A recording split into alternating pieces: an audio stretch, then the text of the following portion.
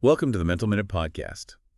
Today we're diving into something pretty cool, a Mm. cognitive bias that I think you'll find, well, actually, you've probably already experienced it. Oh, yeah. It's like one of those things that's been right under our noses. Exactly. And once you understand it, you start seeing it everywhere. And I mean everywhere. It's kind of like having a decoder ring, for human behavior. Totally. And, it might even explain why you're so attached to that. Well, that kind of wonky bookshelf you put together yourself? Yeah. You ever notice that? Like, we value things more if we built them? Oh, absolutely. And it's not just sentimentality either. It's a real psychological phenomenon called the IKEA effect. The IKEA effect. Okay. Now that's interesting. Tell me more about that. Well, the term comes from, those flat pack furniture assemblies? Yeah, I think we all know IKEA furniture. Right. Researchers notice that people, they tend to put a higher value on, Yeah. furniture they put together themselves, even if the end result is, let's just say, a little rustic. Yeah, that makes sense. I can definitely relate to that feeling of pride after I finally, conquered an IKEA assembly. But is this really a widespread thing? Or is it just like a quirky observation about furniture? Oh, no. It goes way beyond furniture. The IKEA effect. It applies to anything we put effort into creating. Think about it. A meal you cook from scratch. A painting you made. Even a tough project at work that you saw all the way through to completion. We just naturally value those things more because we've poured our time and energy into them. It's like our brains are saying, hey, I put a lot of work into that, so it must be valuable. Yeah, that's the basic idea, We're kind of driven to justify our efforts, I think. So if we spend hours on something, our minds try to convince us it was worth it, right? And how do we do that? Well, one way is to inflate the value we put on the outcome. Okay, I see. So it's not necessarily that the thing is objectively better, but our perception of its value. That's what gets skewed by our own effort. Exactly. And you know what? There's research to back this up. There was a study in 2011, and they found that people were willing to pay like a full 63% more for furniture they had assembled compared to the exact same pieces that were already built. 63%. Wow, that's a pretty hefty price increase for a little bit of sweat and maybe a couple curse words thrown at those cryptic instructions. Right. It just shows that this effect, it has real world consequences. We're not just talking about feeling a little attached to what we make. It can actually impact our spending habits and, how we value things in a very real way. So how does this IKEA effect actually work? What's going on in our brains to make this happen? Well, the research suggests that there are a bunch of factors involved. We talked about effort justification. That's a big one. But it's not just about trying to rationalize our efforts. It also seems to be linked to, feelings of competence and control. When we build something ourselves, it gives us a sense of accomplishment, like we've mastered something. Like we're saying, hey, look what I did. Exactly. And that feeling of accomplishment, well, it boosts our self-esteem and makes us feel more capable. Right. And that those positive feelings, well, they get associated with whatever we created. It's almost like embedding a part of ourselves into the object. Wow, that's fascinating. So it's not just the effort itself. It's also the psychological rewards that come with actually successfully creating something. Right. And there's also, an element of ownership involved. When we build something, we're literally shaping it with our own hands. It becomes a part of us in a way. Yeah. And we naturally value things that we feel a sense of ownership over. It's like we're leaving our mark on the world one wobbly table leg at a time. Exactly. To really understand how powerful this effect is, I think it helps to look at the actual experiments that the researchers did. Yeah, let's delve into the research a bit. All right. What kind of experiments have been done to show this IKEA effect in action? Well, one of the classic studies involved, well, you guessed it, IKEA boxes. The researchers had people assemble them, and then they had to bid on the boxes in an auction. And guess what? The people who built the boxes, they bid way higher than those who just looked at the pre-built boxes. So even though they were basically the same boxes, Yeah. just the act of building them, that's what created this extra value. Exactly. It's like it imprinted their own value onto the boxes through their effort. And they didn't stop there, did they? I read that they tested this with other stuff too. Yeah. They did another experiment with origami. The people who folded their own origami figures, well, they valued their creations almost as highly as those made by experts, even though, objectively, the participants' creations were like way less intricate and, refined. It's amazing what our brains can convince us of. Yeah. Like our amateur attempts are masterpieces.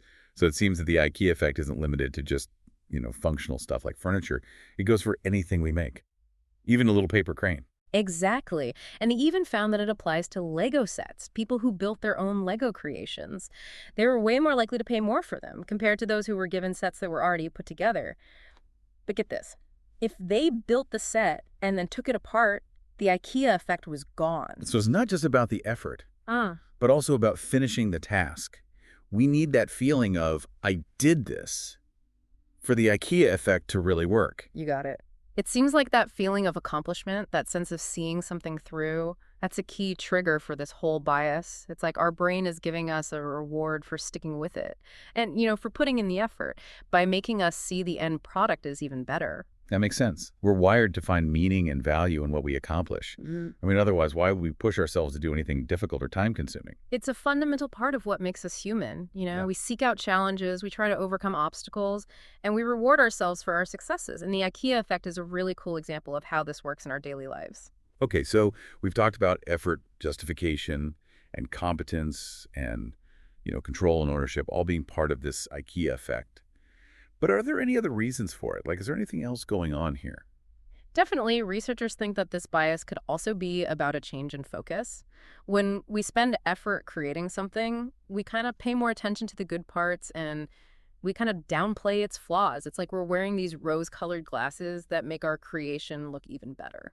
That's really interesting. So we're kind of choosing what we see to reinforce this belief that what we made is super valuable. Exactly. And there's another really interesting part here. It's not just that we think our creations are better, we actually expect other people to see them as better too, even though they didn't put in the same effort. Wait, are you serious? So like if I spent my whole weekend building a bookshelf, I might actually think that someone else would pay more for it than for one from a store. That's what the research suggests. It seems like the value we see is so tied up with our own effort that we kind of project that value onto other people as well. That's wild. And honestly, kind of funny when you think about it. Like we're saying, you should appreciate this as much as I do, even though you didn't do anything. It shows how subjective value really is, what we Yeah. see as valuable. Well, it's often shaped by our own experiences and the meaning those things have to us. Okay, so let's think about some real life examples. Mhm. How might we see this IKEA effect in our everyday lives? Okay, think about someone who spends months renovating their kitchen. They pick out the tiles, they paint the cabinets, they even do the backsplash themselves. Then when they want to sell their house, they might want way more money for it because of all the work they put into that kitchen. That makes sense. Yeah. They've really put themselves into it. So yeah, they see it as extra valuable. Mm. But someone buying the house, they might not see it that way. Exactly. And it's not just about home improvement either. Yeah. Think about people who write open source software, like those who spend hours on projects like Linux. They're not getting paid, Hmm. but they get so much satisfaction from what they contribute. It's like their effort is their payment.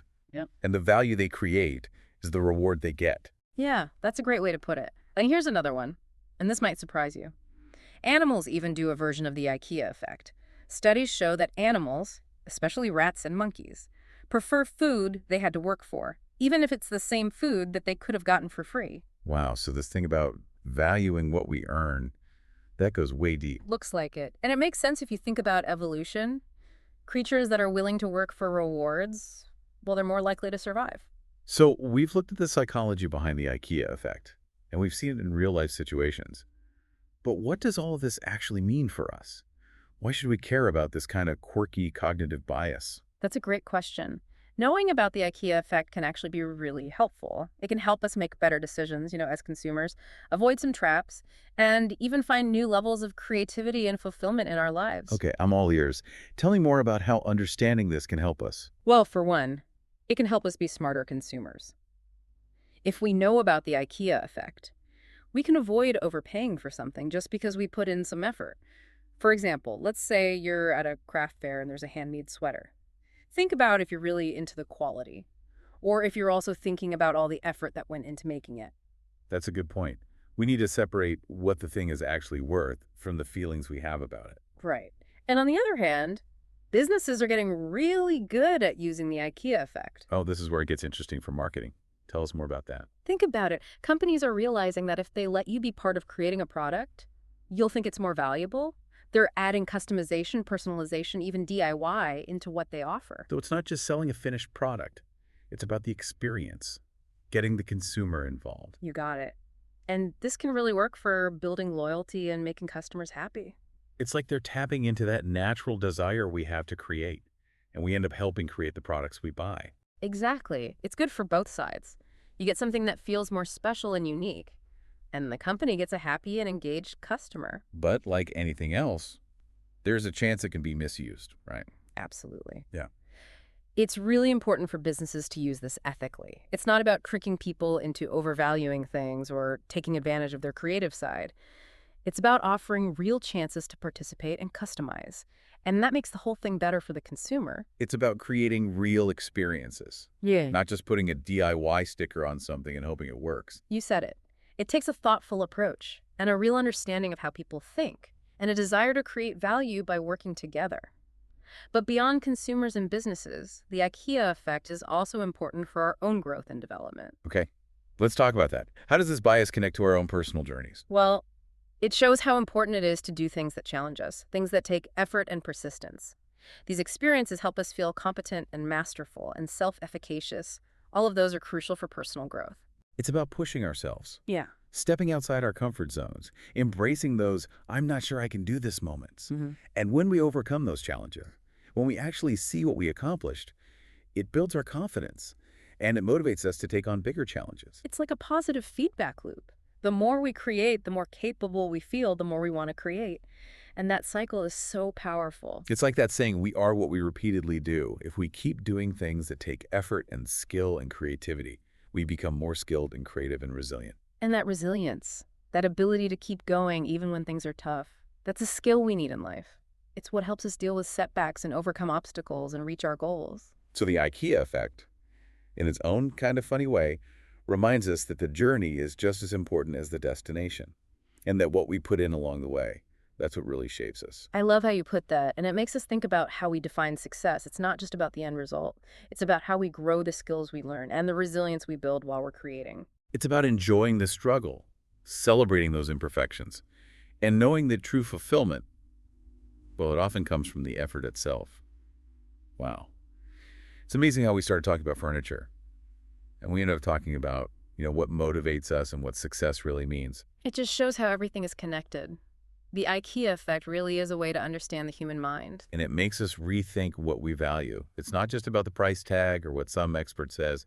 It's also about the meaning we give things because of our own effort. That's so true. Value isn't always, objective or set in stone. It often comes from how we see things, our experiences, and the meaning we give them. So in a way, we're all artists. We take what life throws at us, and we turn it into something meaningful through our actions and effort. That's a beautiful way to think about it. It reminds us that even everyday things, like putting together furniture or making dinner, can be creative and have special meaning to us. I love that.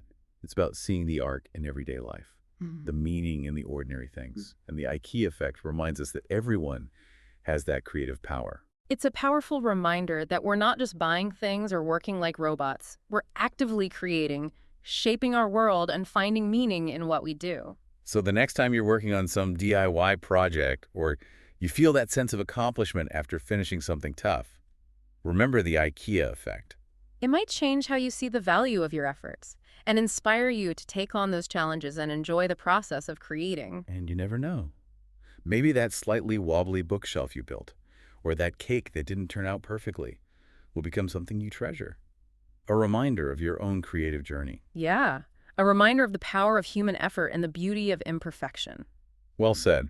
I think we've given our listeners a lot to think about today. We explore the IKEA effect from its funny beginnings to its really deep implications for our lives. It's been a great conversation, and I hope our listeners will now see the world a little differently, recognizing the value of effort and creativity and the personal meaning we give to the things we make. Absolutely.